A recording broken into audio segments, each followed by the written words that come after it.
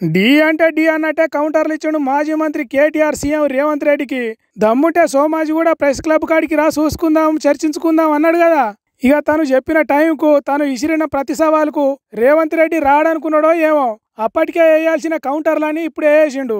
రేవంత్ రెడ్డి మాట్లాడిన ప్రతి మాటకు కౌంటర్ వేసిండు. इन लोगों के तरफ से आपको मैं वादा करना चाहता हूं, आने वाले चुनाव में 15 parliament seat, 100 assembly seat Telangana में जिताएंगे. दिल्ली को हम 15 पार्लियामेंट एमपी को बना भेज देंगे. 100 एमएलए को जिता के यही दोबारा हम सरकार बनाएंगे. వచ్చే ఎన్నికల్లో కాంగ్రెస్ పార్టీ 100 ఎమ్మెల్యే సీట్లు, 15 ఎంపీ సీట్లు గెలుస్తాం అని కాంగ్రెస్ పార్టీ అధ్యక్షుడు ఖర్గేకు చెప్పిండు కదా రేవంత్ రెడ్డి సభల. అదే ముచ్చట మీద కేటీఆర్ ను విలేకరులు ఓ ప్రశ్న అడిగితే 100 అని బోందా మీరు పిచ్చోళ్ళు 100 అట. ఆయన సొంత కాన్స్టిట్యున్సీలనే ఇప్పుడు జెడ్పీటీసీలు గెలుతాడో లేదు, పెట్టమని రాదు, ఎలక్షన్లు తెలుస్తుంది. నేను ఏమంటున్నా అంటే మాటలు కోటలు దాటుతాయి. రేవంత్ రెడ్డి ఇంకా కూడా పడిపోతారా? నాకు అర్థం కాదు. మీరు కూడా మాటలకు ఈయన గీ మాటలు చెప్పే ఆ కుర్చీలో కూర్చున్నాడు. నేను ఒక్కటి అడుగుతున్నా, 100 సీట్లు గెలవాలి, ఎట్లా గెలవాలి? ప్రజలు ఓట్లు వేయాలి. ఎవరు ఓట్లు వేయాలి? దళిత బంధు రేవంత్ రెడ్డి గారి ద్వారా అందుకున్న దళితులు ఓట్లు వేయాలనా? ఎస్సీ ఎస్టీ డిక్లరేషన్ అమలు చేసినందుకు, 12 లక్షల అభయహస్తం ఇచ్చినందుకు దళితులు గిరిజనులు వేయాలనా? 4000 పెన్షన్లు ఇచ్చినందుకు ముసలోళ్ళు వేయాలనా?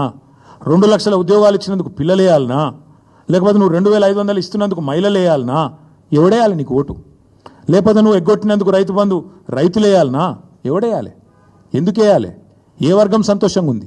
ఇన్నారా, 100 లేదు బోంద లేదట. ఎట్టెట్లా గెలుస్తాడో, ఎంత పెద్ద ఎత్తున గెలుస్తాడో, ఎవరు ఓట్లేస్తారో మొత్తం పూసగుచ్చినట్టు చెప్పిండు. ఇక చంద్రబాబు కోర్టుల పాలన నడుస్తున్నదని జడ్చర్ల ఎమ్మెల్యే అనిరుద్ రెడ్డి అన్నాడు కదా ఆ నడుమ. అగో దాని మీద కూడా లెటర్లు కాదు, చంద్రబాబు నాయుడు కోవట్లు ఈ రోజు మన తెలంగాణలో ఉన్నారు. ఇరిగేషన్ ప్రాజెక్టులు వాళ్ళే, రోడ్లు కాంట్రాక్టులు వాళ్ళే, దందాలు హైదరాబాద్ లో వాళ్ళే. ఇట్లా కాంగ్రెస్ పార్టీ వాళ్ళే అంటున్నారు అనేది గుర్తుకు తెచ్చి అసలు కోవట్టులు ఎవరో చెప్పిండు. అసలైన కోవట్టే ముఖ్యమంత్రి. బ్రదర్కి ఏం చెప్పాలి నీకు? అసలు సిసలైనోడే ముఖ్యమంత్రికి. అసలు కోవట్టు రాష్ట్రంలో నడుస్తున్నది ప్రజాపాలన కాదు, రాష్ట్రంలో నడుస్తున్నది కోవట్టు పాలన. చంద్రబాబు నాయుడు గారి కోవట్టు ఇవాళ రాష్ట్రాన్ని ఏలుతున్నాడు. ఇది వాస్తవం. తమ్ముడు ఆ ఎమ్మెల్యే గారిని నేను అభినందిస్తున్నా. వాస్తవం. కనీసం కాంగ్రెస్లో ఒక్కడన్నా నిజం చెప్తాడు మిగిలిండు. ఆ ఎమ్మెల్యే గారిని నేను అభినందిస్తున్నా. ఎందుకంటే కరెక్ట్ ఆయన చెప్పింది. రాష్ట్రంలో నడుస్తున్నది పక్కా కోవట్టు పాలన. తెలంగాణలో కాంగ్రెస్ సర్కార్ వచ్చినాక రైతులను ఎట్లా ఆదుకున్నది, ఎంత మేలు చేసింది అనేది రేవంత్ రెడ్డి సభలో చెప్పిండు. 18 నెలల్లో ఈ దేశంకే ఆదర్శంగా నిలబడే విధంగా రైతాంగానికి 1,04,000 కోట్ల రూపాయలు ఖర్చు పెట్టి ఈ దేశంలో రైతులను ఆత్మగౌరవంతో నిలబడే విధంగా 25,55,964 మంది రైతులకు 21,000 కోట్ల రూపాయల రైతు రుణమాఫీ చేసి రైతులకు అప్పు రుణ విముక్తిని చేసిన పార్టీ ప్రభుత్వం కాంగ్రెస్ పార్టీ, తెలంగాణ ప్రభుత్వం అని ఈ వేదిక మీద నుంచి నేను గర్వంగా చెప్పదలుచుకున్న మిత్రులారా. దీనికి లెక్కలతో సహా కేటీఆర్ బయట పెట్టిండు. ఖర్చు ఎంత, కట్టింది ఎంత, ఆదుకున్నది ఎంత, అప్పు తీర్చింది ఎంత అనేది చెప్పిండు. ఇవాళ అసలు రైతులకు ఎగ్గొట్టింది, పట్టదారులకు ఎగ్గొట్టింది ఈ 4 పంటలు కలిపి 24,000 కోట్లు. కౌలు రైతులకు ఎగ్గొట్టింది 15,000 కోట్లు. మొత్తం కలిపితే ఈ ప్రభుత్వం ఒక్క రైతు బంధులనే ఎగ్గొట్టింది 39,000 కోట్లు. ఎట్లా లెక్క అంటారా మీరు? ఆ లెక్క కూడా నేను తీసుకొచ్చిన, మీరు చూసుకోవచ్చు. తెలంగాణ తెచ్చుకున్నది నీళ్లు, నిధులు, నియామకాల కోసం. దాన్ని కేసీఆర్ సర్కార్ ఉన్నప్పుడు సరిగ్గా అమలు చేసినాం. కానీ కాంగ్రెస్ పార్టీ వచ్చినాక ఎట్లా అయిందో చెప్పిండు. ఇక్కడి నీళ్లను ఆంధ్రాకి ఎట్లా తరలించాలనే కోవట్టు పాలన, ఇక్కడ నిధులు ఢిల్లీకి ఎట్లా తరలించాలనే కోవట్టు పాలన, ఇక్కడి నియామకాలను ఆదిత్యనాథ్ దాస్ గారిని తెచ్చి మొన్నటిదాకా తెలంగాణకు వ్యతిరేకంగా 10 ఏళ్ళు పనిచేసిన ఆదిత్యనాథ్ దాసు ఆయనని తీసుకొచ్చి ఎవడన్నా పెడతాడా? సాగునీటి సలహాదారి పెడతారా ఎవడన్నా?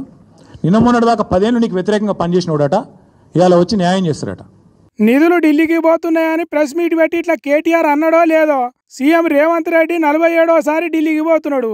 మరి ఎందుకు పోతున్నాడు? పోయినప్పుడల్లా అక్కడి నుంచి ఏం తెస్తున్నాడు, ఇక్కడి నుంచి ఏం తీసుకుపోతున్నాడు అనేది మనకు తెలియదు. కానీ 47వసారి ఢిల్లీ బాట పట్టిండు.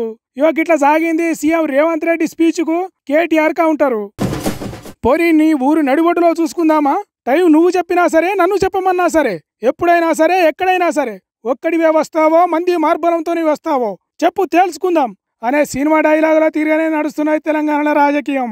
మొన్న ఖర్గే సాబు వచ్చినందుకు ఎల్బీ స్టేడియంలో మీటింగ్ పెట్టి ముఖ్యమంత్రి సాబు రైతులకు మేలు చేసింది ఎవరో తెలుసుకుందాం, చర్చలకు రండి అని సవాల్ ఇసిరిండు కదా.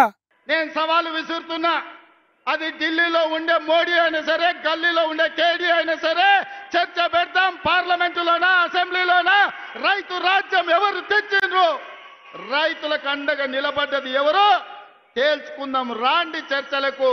కేసీఆర్ వస్తాడు, కేటీఆర్ వస్తాడు, కిషన్ రెడ్డి వస్తాడు, నరేంద్ర మోడీ వస్తాడు, కాంగ్రెస్ పార్టీ కార్యకర్తలను తీసుకొని నేను వస్తా అని సూటిగా సవాలు విసురుతున్న మిత్రులారా.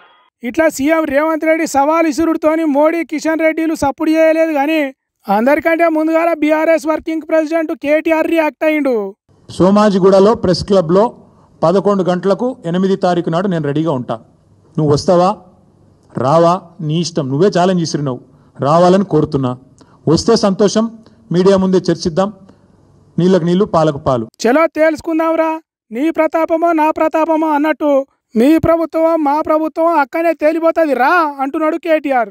అంతేకాదు సినిమా డైలాగులో తీరుగా దమ్ముంటే రా, ఎంత మందిని తెచ్చుకుంటావో తెచ్చుకో, ఏ తీరుగా వస్తావో తేల్చుకో, టైం కావాలంటే కూడా ఇస్తా, ఇప్పుడు కాదు 8వ తారీఖున సోమాజిగూడ ప్రెస్ క్లబ్కు రా, కుల్లం మాట్లాడుకుందాం అన్నట్టు పవర్ఫుల్ పంచ్ డైలాగులు ఇసిరిండు కేటీఆర్. మరి రైతుల రాజ్యం తెచ్చిన దాని మీద బీజేపీ వాళ్లకు క్లారిటీ లేదో లేకుంటే ఇంకేదో తెలియదు కానీ వాళ్ళు ఇంకా రేవంత్ రెడ్డి సవాల్ను స్వీకరించలేదు. మేము కూడా వస్తాం, మేమే రైతులకు ఎక్కువ మేలు చేసినాం అనేది తేలుస్తాం అని అంటలేరు. మరి దీనికి సీఎం రేవంత్ రెడ్డి ఎట్లా రియాక్ట్ అవుతాడో, ఇజ్జత్ మే సవాల్ అన్నట్టు కేసీఆర్ ప్రతి సవాల్ను స్వీకరిస్తాడో, లేకుంటే నేను అసెంబ్లీలో పార్లమెంటులలో చర్చ పెడదాం అన్నా కానీ ఈ ప్రెస్ క్లబ్లు ఓపెన్ చర్చలేంది అని అంటాడో, 8వ తారీఖు నాడు సోమాజిగూడ ప్రెస్ క్లబ్ కాడ చర్చలు ఉంటాయో, లేకుంటే ఈ సవాలు ప్రతి సవాళ్ళ కథ ఉత్తదే అవుతుందో, ఒకవేళ రేవంత్ రెడ్డి కూడా ఎట్లయితే అట్లా తేల్చిపడేస్తా అన్నట్టు చర్చలకు ఓకే అంటాడో, అట్లంటే సోమాజిగూడ ప్రెస్ క్లబ్ కాడ 8వ తారీఖు ఎంత రచ్చుంటుందో చూడాలి.